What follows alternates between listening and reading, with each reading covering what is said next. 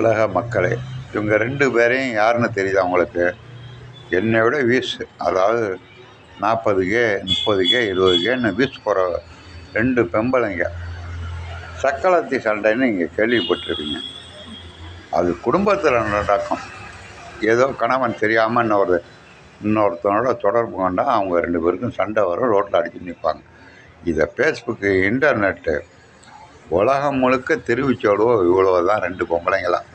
ஐயோ, இவ்வளோ பேசுகிற விஷயங்கள்லாம் காது கொடுத்து கேட்க முடியாது. இவர்களுக்கு இவங்க எந்த ஊர் என்ன பண்ணுறாங்கன்னு எனக்கு தெரியாது. ஏதாவது கவர்மெண்ட் நடவடிக்கை எடுக்க முடியுமா?